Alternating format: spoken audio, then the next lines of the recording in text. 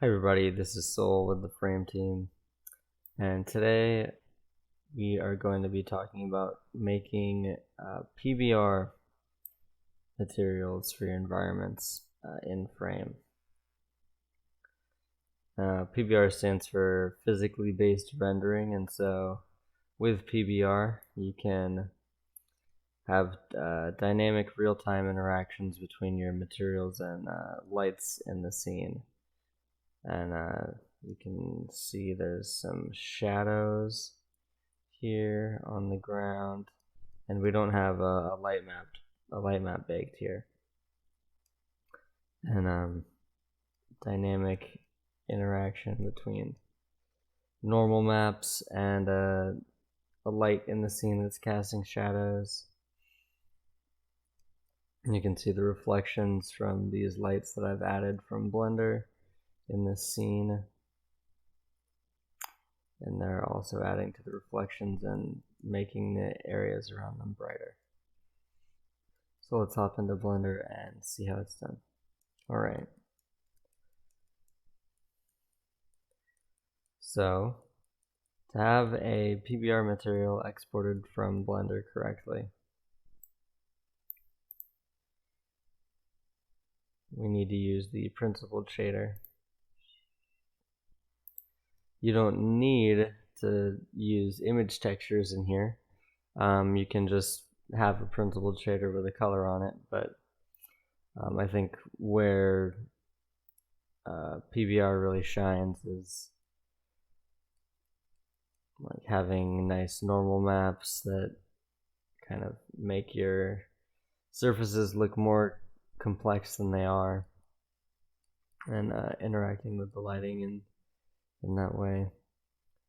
So I tend to like to use normal maps and things to make the surfaces of my materials look more interesting if I'm going for PBR stuff. Well, really for any of the environments, but it's nice that you can have them, interacting with the lights in real time. So yeah, the basics of it is you need a principled shader. I tend to, if I want to have a bunch of different materials, PBR materials in my scene, I try to limit the number of like different textures that are controlling the different PBR inputs. So yeah, I try to generally stick to the base color and normals, and if absolutely necessary, adding roughness and metallic values, which you can combine into one texture. You could have 3 different channels of data in here, and then separate them out and use them. So if you do want to use that, that's a nice trick that kind of works out of the box. And this will get exported correctly.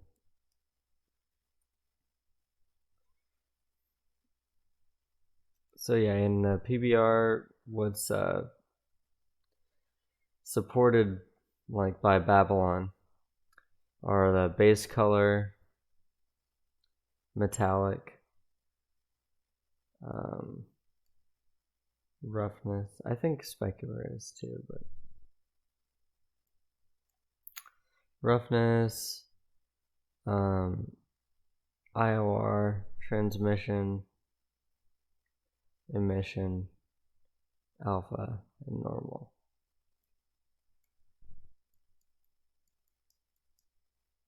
But today I'm just going to be using pretty simple materials that I got from Polygon, and then altered a little bit so that they work better for Frame.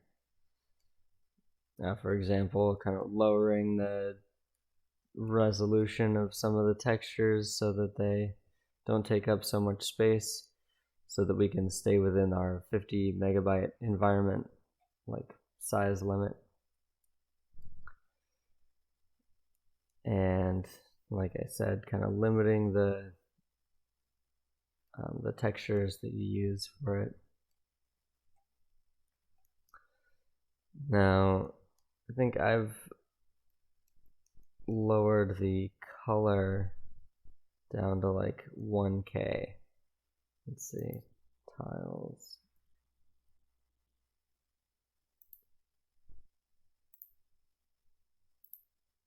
Yeah, it's a 1K texture. I find that when you have normal maps, that you can get away with kind of smaller base color textures, because a lot of the detail is added by that normal map. And I generally keep my normal maps a little bit higher resolution. Let's see what I have this at.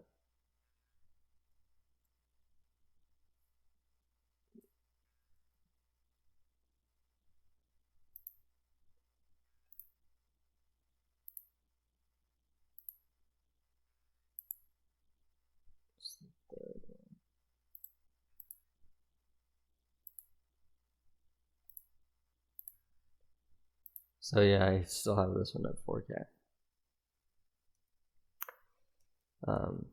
It would probably look pretty good at lower resolution too, but I wanted to get some higher detail. This looks so nice. So yeah, starting off with high quality materials is always great. Polygon has lots of great ones. Obviously, there's free textures that you can get around. But yeah, whatever you use is fine. Just the higher quality you start with, the better your final product is going to be.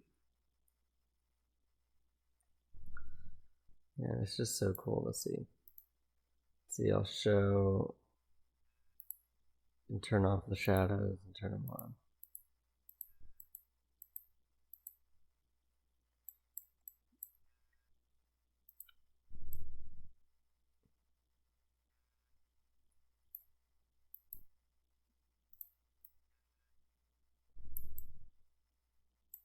Yeah, I love working with PBR and frame.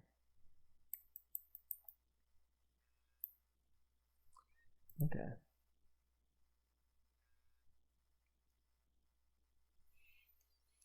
All right, so I have all of these textures hooked up to one mapping node, and they have to be set correctly. The color space for the base colors, color, sRGB, and then for anything other than the color space should be set to non-color. I think Blender's pretty good at automatically setting that lately, but it's good to double check because things get weird if it's not set correctly.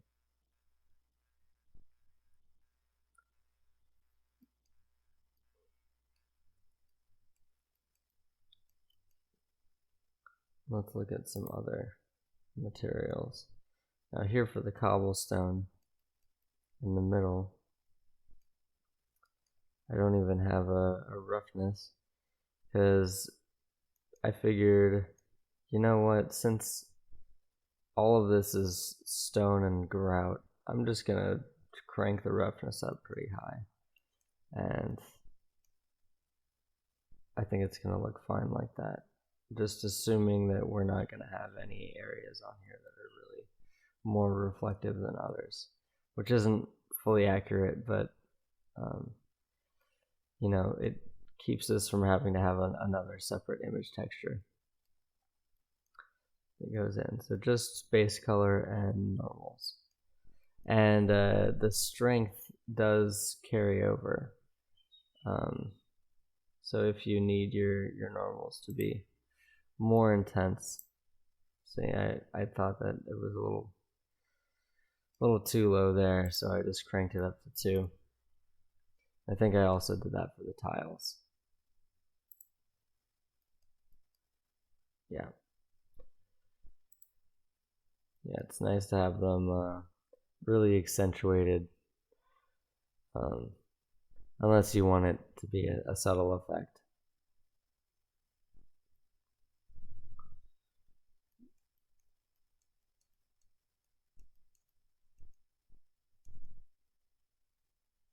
Now for lights.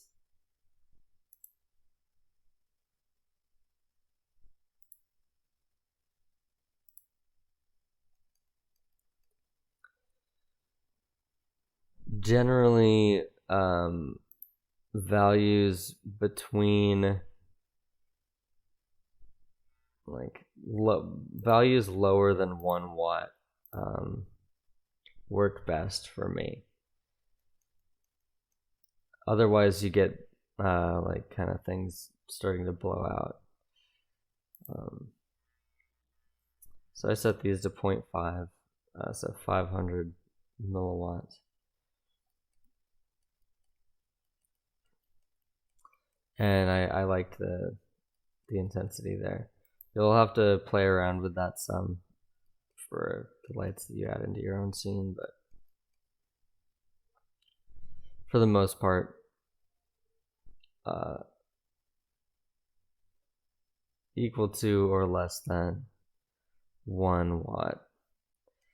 Now in Blender that looks like nothing, but 1 watt exported from Blender translates to like a power of 1 in Babylon, which is a good brightness level. It's too bad they don't kind of translate 1 to 1, but it's not too bad.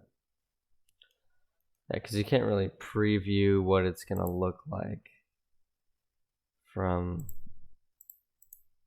Blender. I wish you could, but that's just not possible yet.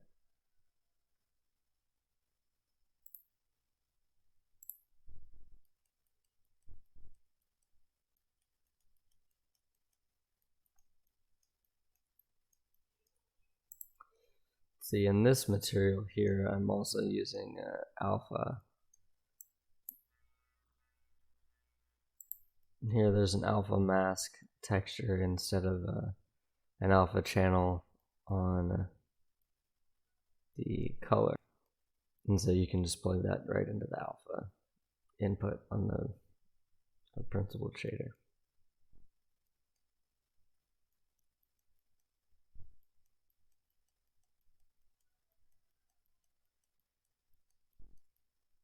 Let's see, is there anything else to note? Before I beveled these corners, I got some strange artifacts from the lighting where the shadows that were generated, there were kind of like, there was light leaking.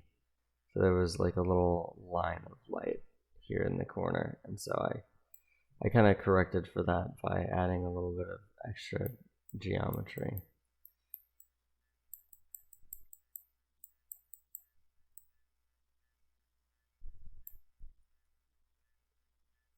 Alright, so to get all of this to export correctly, I'll select everything that's visible and that I want to export.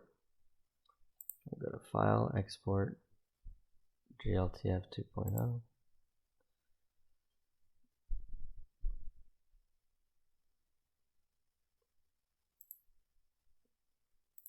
It includes selected objects and punctual lights. If you don't have this enabled, then none of your lights are going to be exported. Alright, so everything else should be good the way it is. And then just export.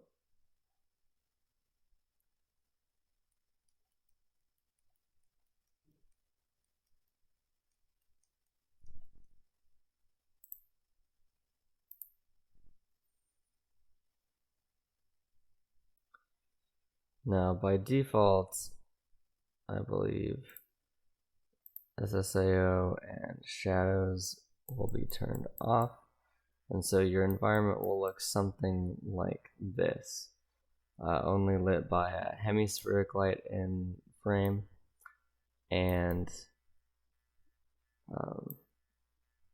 any lights that you've exported from Blender. Now you can disable the default scene light. So here in the frame settings, scroll down and then disable the scene light, which only leaves the lights that you have exported.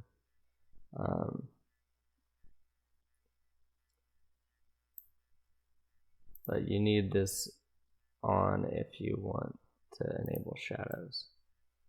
Enable shadows, and then there's a directional light that is turned on and a shadow generator that casts shadows.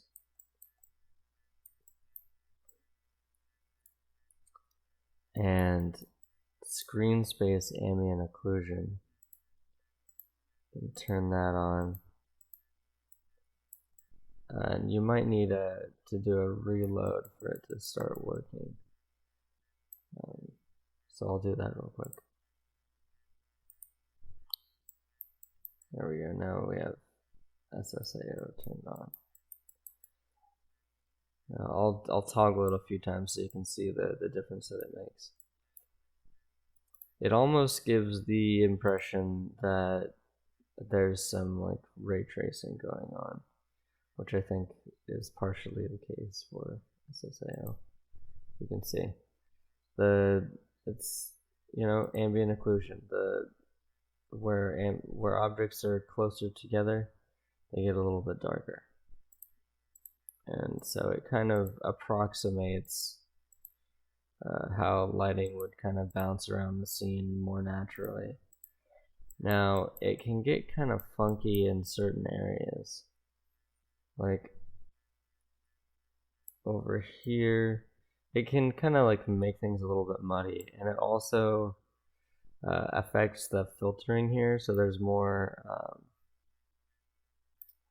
aliasing. See, there's not as much aliasing when ambient occlusion is turned off. But the scene does end up looking a little bit more realistic lighting-wise. Underneath the table is darker instead of getting the full intensity of the light from above. And same with the chairs.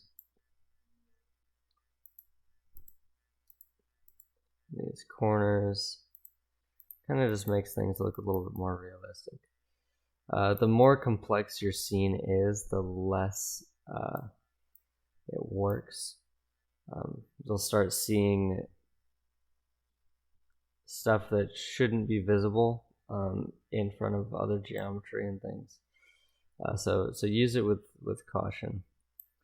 But I think it is a very powerful addition, especially combined with PBR materials like this. Now you can also add in PBR materials through creating node materials in the Babylon node material editor.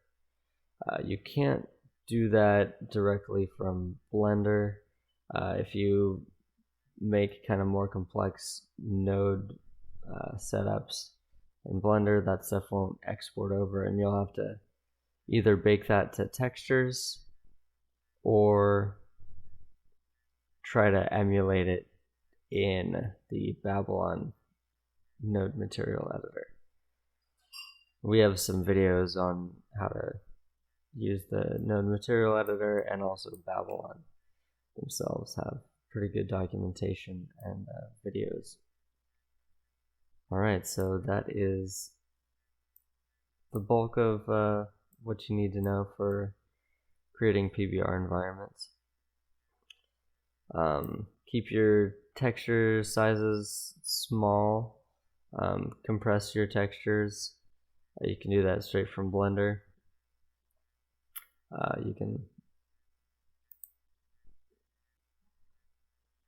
in an image editor window, or in an image viewer window, go to save as, and then control the quality. The lower it is in JPEG, the more compressed and the smaller the file size will be. You can also lower your resolution by going to image resize and changing your resolution here. What I generally do is divide by 2 here, see, and then now you get a 2K texture. And then you could divide by 2 again. Like now it's a 1K texture. You can also do the same for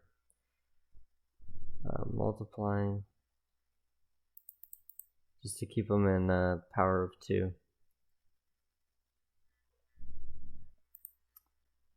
Yeah, so you can change the resolution of your textures. Lower is going to mean smaller file sizes, and limit the number of different PBR parameters that you are controlling with image textures.